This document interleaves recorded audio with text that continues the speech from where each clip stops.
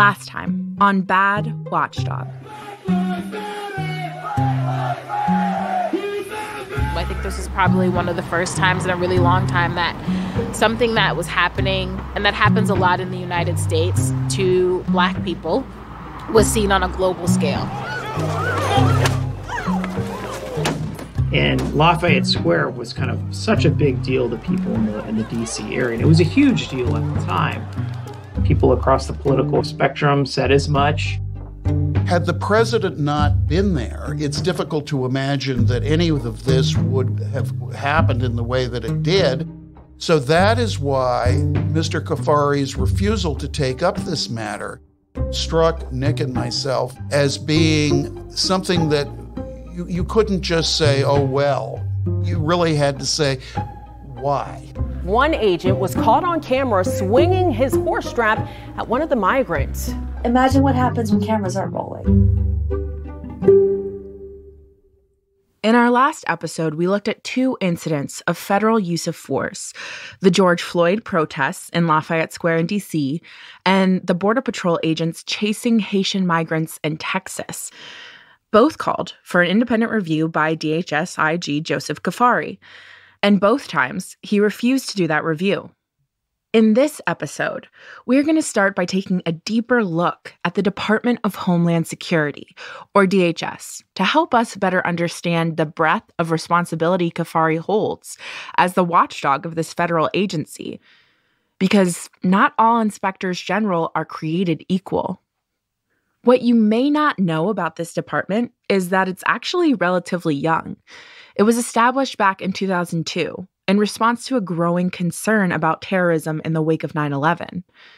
Here's Sarah Turberville again from the Constitution Project here at POGO. So the Department of Homeland Security is our youngest cabinet agency. It was created in the aftermath of September 11th, and lawmakers responded very quickly to restructure and reorganize the country's whole approach to dealing with, at that time, terrorism.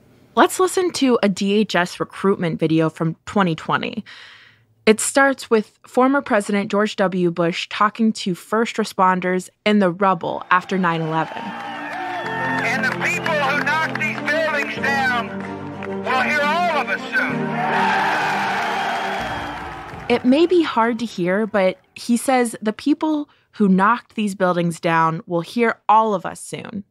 It then flashes forward to Bush announcing the establishment of the Department of Homeland Security. The Homeland Security Act of 2002 takes the next critical steps in defending our country.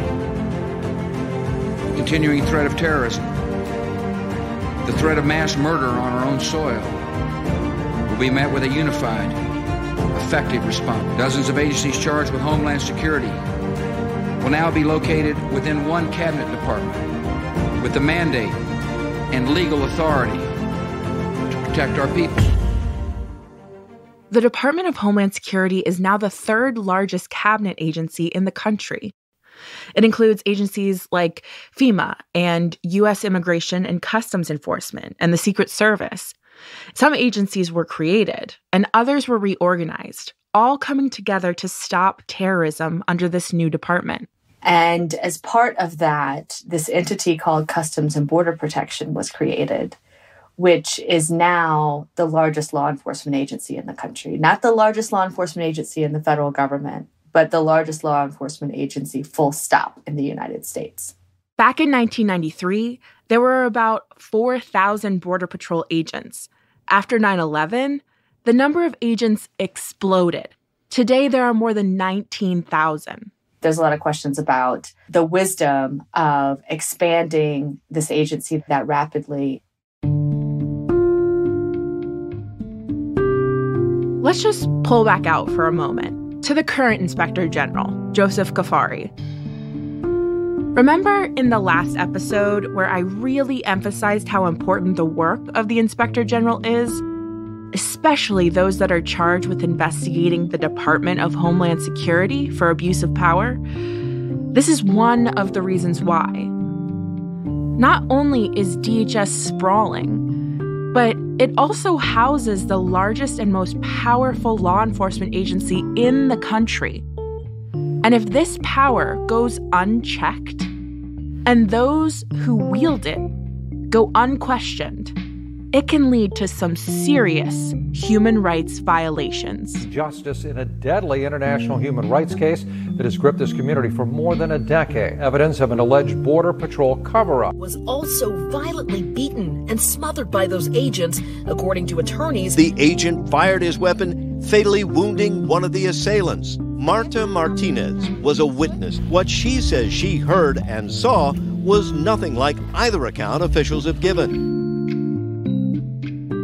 Unfortunately, the refusal to second-guess the decisions of these agencies, especially when it comes to human rights, it's not just a possibility. It's a reality under Joseph Cuffari's leadership. And it led POGO's investigators to uncover some of Cuffari's most harmful decisions yet.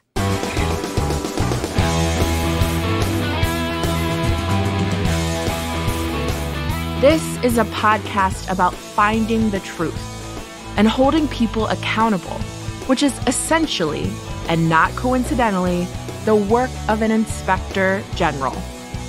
I'm Maren, and from the Project on Government Oversight, this is Bad Watchdog. Can you describe what your experience was like working in DHS? It was very chaotic. They stood up very rapidly. This is James Wong. He's retired, but he used to work for Internal Affairs at Customs and Border Protection, or CBP, which, remember, is an agency housed under DHS. One of the things that I can remember distinctly was a lack of structure.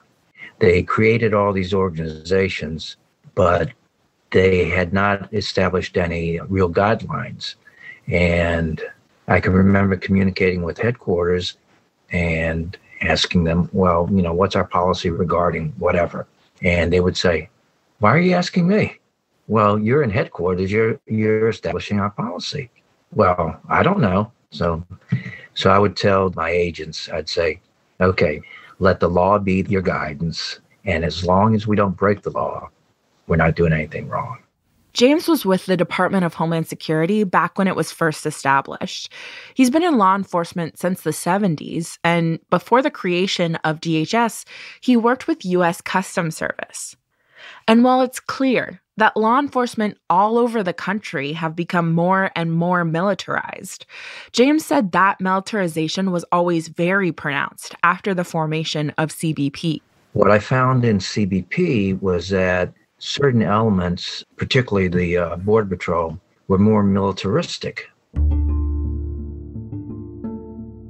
A primary difference between law enforcement and the military is the military, their mindset is to overcome the enemy.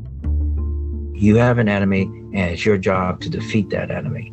Law enforcement, your job is to protect the public. So, two different mindsets. And I could never reconcile the mindset that these people are our enemy. No, they're not. They're people. A couple of things that I heard from Border Patrol was, I will never retreat. I will never give up 1 foot of American soil. I want to quickly talk about the origin of CBP and two agencies that were central to its formation. First, there's U.S. Customs, which used to be under the Department of the Treasury. It was formed in the 1700s to monitor what goods were coming in and out of the country, collect tariffs, that sort of thing. And then there's U.S. Border Patrol, which used to be under the Department of Labor. Since I've started this job, I've learned about the Border Patrol.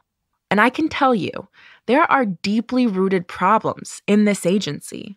The history of this agency in particular is one of, frankly, a militia enforcing racial caste systems in America. We pride ourselves on being a nation of immigrants, but once those migrating to the U.S. were non-white, coming from places, for example, like China in the late 1800s, along with the end of slavery and the now citizenship of freed people of color, that's when we saw the explosion of efforts to restrict immigration. And it was in that climate that what came to be known Border Patrol was born. Flash forward to now, post 9/11. This historically racist agency was combined with Customs, moved under the new Department of Homeland Security, given new powers, and it was given a new mission: fight terrorism. Kind of like those shows where those agents fight bad guys trafficking people and drugs, like James Bond. In fact, here's the audio from a recruitment video for CBP. Every day, 1 million people enter the United States. Travelers, visitors, newcomers, and some who intend us harm. So every day, the men and women of U.S. Customs and Border Protection safeguard our nation. CBP officers stop terrorists, drugs, and counterfeit goods. CBP is America's edge in protecting our nation. Join us, CBP, America's Edge. This literally sounds like the trailer for a movie. It sounds like if you sign up to work for CBP, you will be fighting international bad guys. But the visuals shown in this video are of agents looking through boxes, looking at computer screens, interacting with and helping travelers. And this is the perfect example of the dissonance between how the job is described and marketed and what the job actually is. Most of the time, CBP is not dealing with terrorists or traffickers. There is a significant mismatch between the skill set and the types of people that are being recruited to the agency and what the actual needs are on the ground.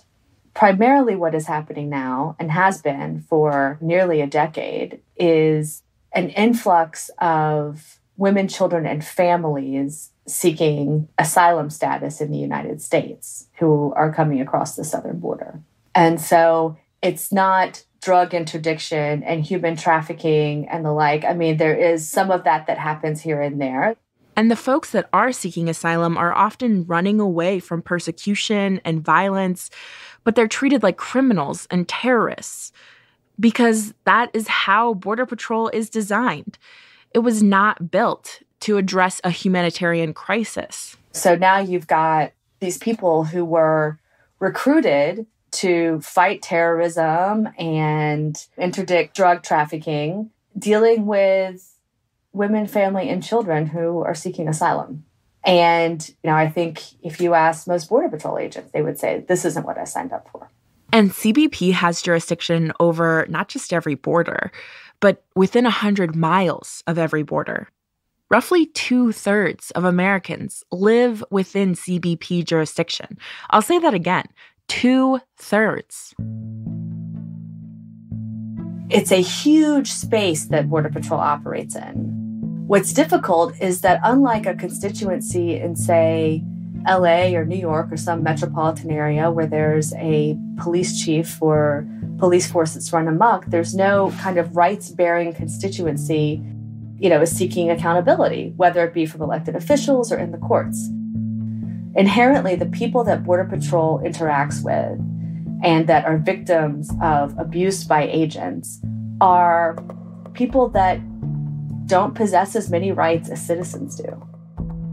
And there's also just fewer eyes and ears just because of the massive, geographic space.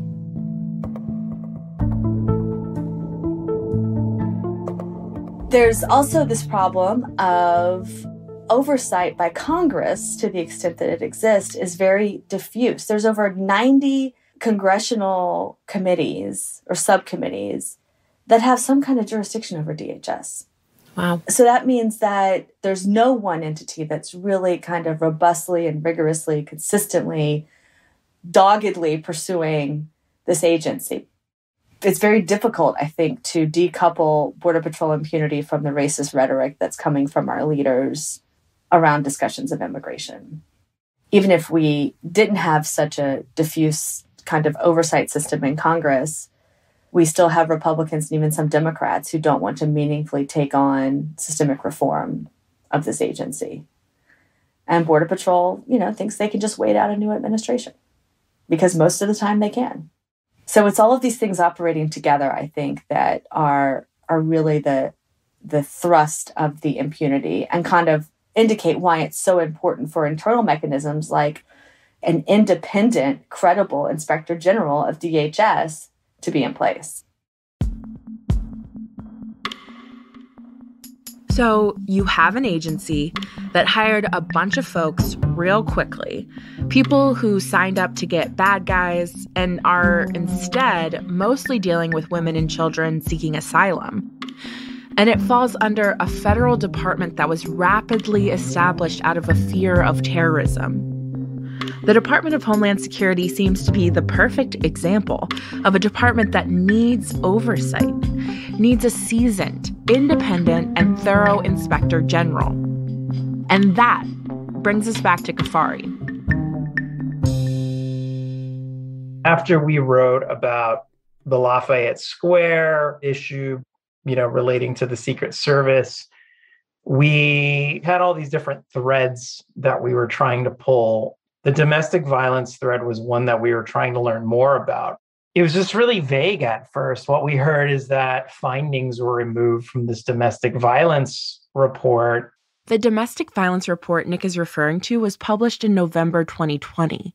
But prior to its publication, Cuffari ordered some stark changes, and Adam was determined to figure out exactly what those changes were. The question was, well, wouldn't it be great to get a copy of the entire report that they never published and compare it before and after with what they did publish? And that's when we could count the pages and see exactly what they had taken out. The original, unredacted report looked at 35 cases where domestic violence allegations against agents were substantiated. In 30 of those 35 cases, agents were allowed to keep their badges and their guns. So these were not just accusations. The violence was confirmed.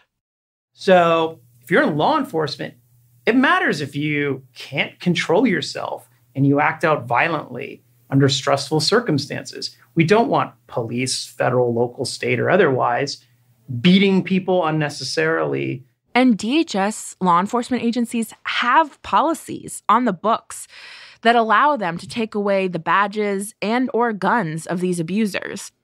And yet, in these cases, they didn't. The very first paragraph of this report outlines this disturbing finding. This report goes through several reviews inside the watchdog office, and it comes to Cuffari for final approval. Cuffari gets this draft report. That's the lead finding. And Cuffari writes an email. Get rid of it. You would have no idea that there were these individuals who beat their spouses, yet continue to carry guns. You'd have no idea.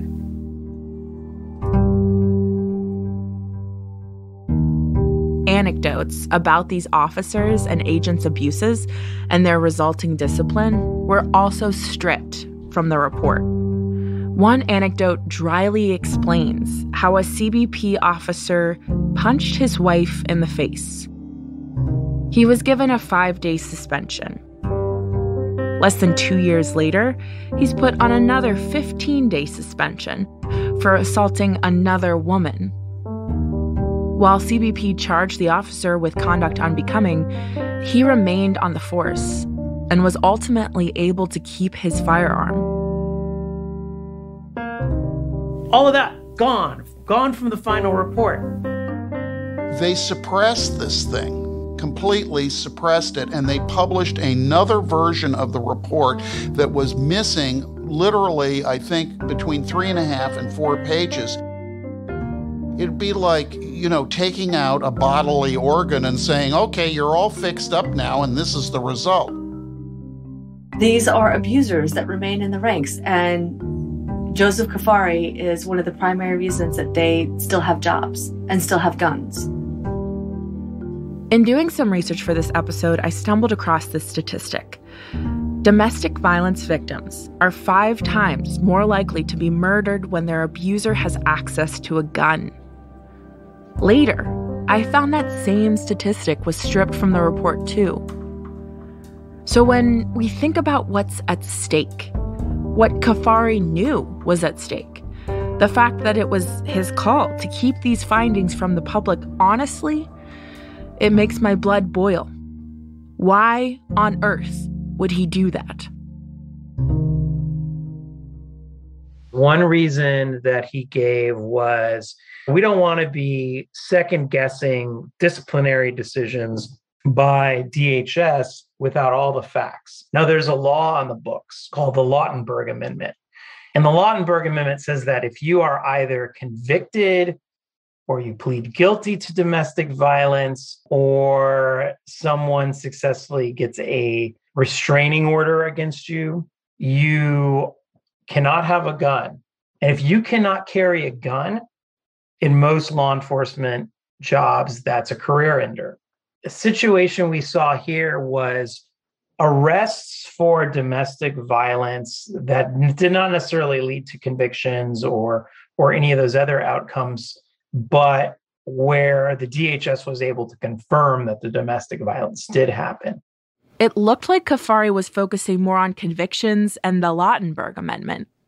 But in James Wong's experience at CBP, a lack of conviction sometimes had to do with something much bigger and much more sinister. It's kind of a catch-22 for the spouse.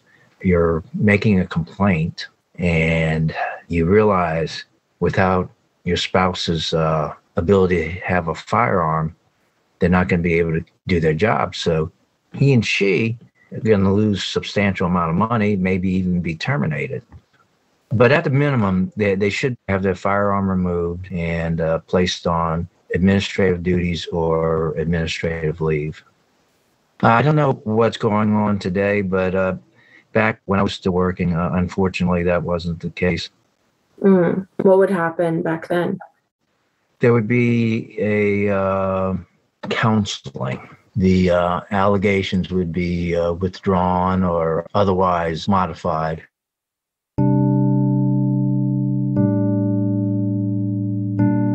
There also can be pressure from managers where they call up spouses, and this is what some of the people told us about in our reporting, to not press charges.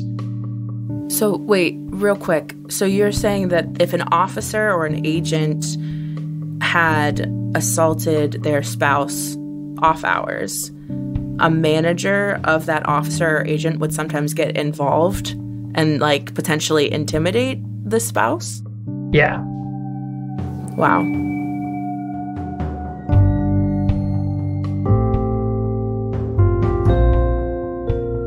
This finding really shook me. I've spent a lot of my career looking into sexual and domestic violence and how the criminal justice system treats survivors. There's the uphill battle to even getting a conviction, to getting a restraining order. The danger that comes with even reporting domestic violence in the first place. All of this is why most instances of domestic violence aren't reported.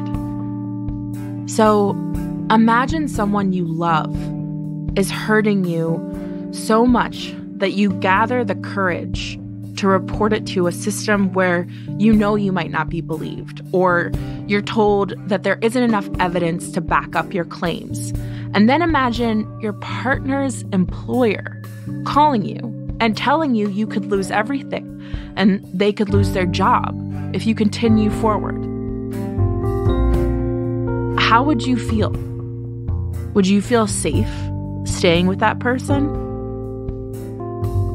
And how likely would you be to try and file charges again if it does get worse?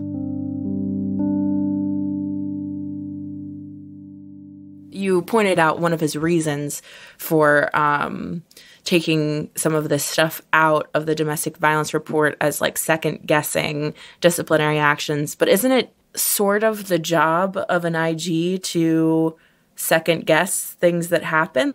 I've spent so many hours talking about this with many people, and you're absolutely right.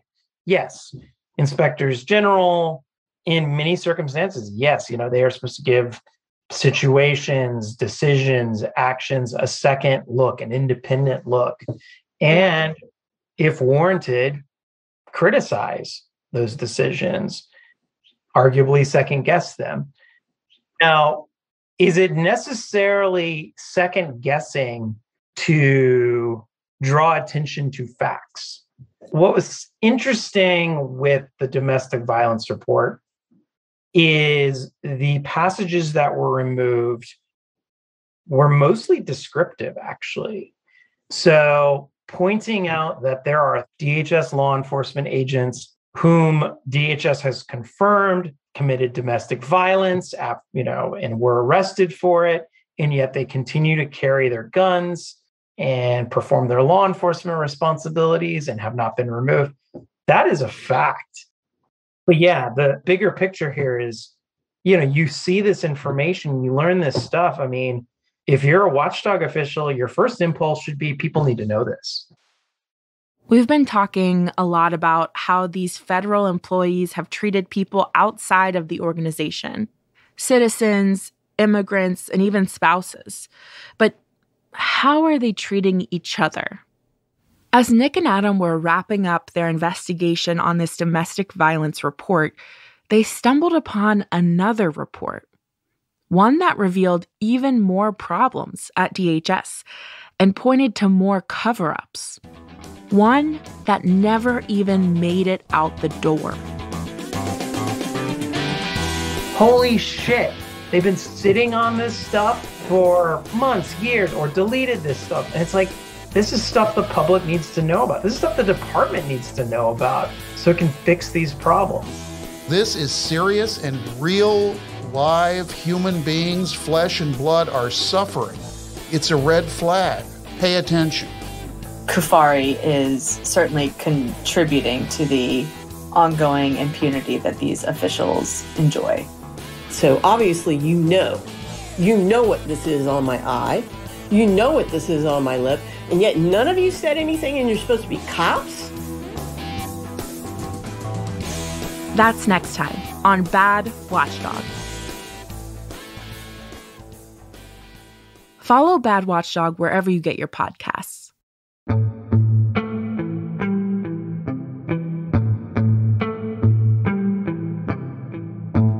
Bad Watchdog is a production of investigations and research at the Project on Government Oversight.